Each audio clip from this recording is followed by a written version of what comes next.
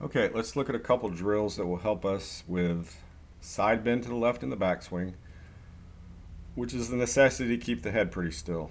And so, these don't have to be complex. We just have to go through them, create some feels based on. I would definitely watch myself in front of a mirror as much as possible while I'm doing these. If you've been here, you know I have a mirror exactly where the camera is right now. So we're just gonna mimic a dress, spread the hands apart a little bit, side bend a little bit left. You can touch your left knee and then rotate, okay? Nothing complex about it. You're just side bending until you touch your left knee and rotate. Now, after a couple times, you should be able to do that and lift your arms up to simulate a backswing. What you might feel is that more weight's on your left foot than you're used to, okay? So don't be alarmed and think your swing's going to be ruined. Be aware that you have to feel things kind of different in practice to get changes made in the real swing. Because a lot of people may be used to having the head way over here, and there's 16 or 18 pounds of weight in the head, so they're going to feel way different when the head's centered in between the feet. And just also remember there's no momentum in this practice swing because we're just side bending to the left and rotating. So anytime you get some momentum in the swing, some weight's going to shift to your right foot automatically. Don't try to make it shift, but also don't be alarmed if you feel kind of left more weight on your left foot than normal, okay? So that's basically drill number one. It looks pretty simple, right? You just got to go through it and get used to it, that left shoulder's got to go down as you rotate to the right to keep your spine stable, your axis of rotation, your head, and your spine angle pretty consistent, which creates consistent golfers, okay?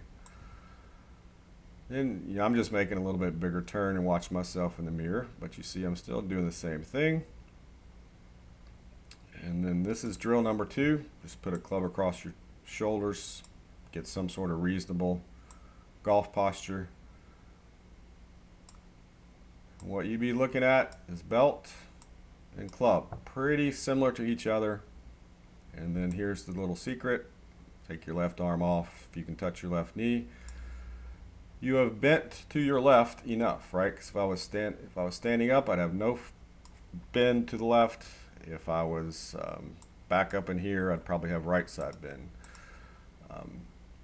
So there's your kind of couple checkpoints.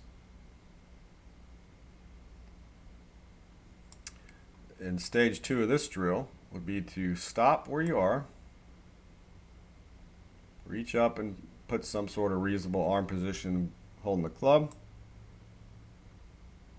See what that feels like, okay? That's the most important part once you watch it, is ask yourself, what does this feel like? Because only you will know.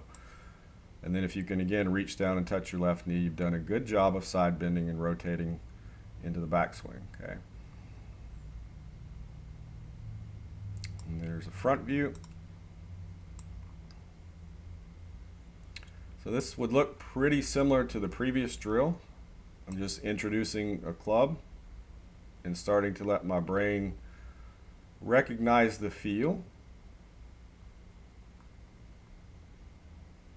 with the club in position, okay? Now, step three to this drill, which I didn't film, would be to do this several dozen times and get used to the feel of where you're at. And I may have filmed it, I'm not sure. Okay, so now I'm closing my eyes. I'm gonna go back to address and go back to the top and see if it feels the same. And then if I have a mirror handy, I can look and go, okay, if my head's over here or over here, that's no good. If my spine is angled over here or over here, obviously my head would have moved as well.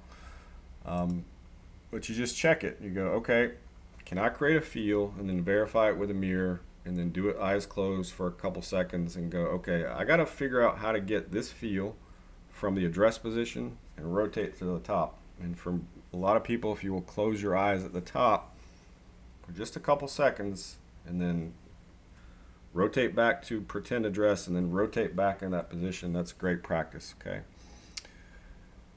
that's about it for these two drills. If you're having trouble with this particular issue, you need to do hundreds of repetitions before you hit balls. It's just the way it is, but it's definitely worth it, okay?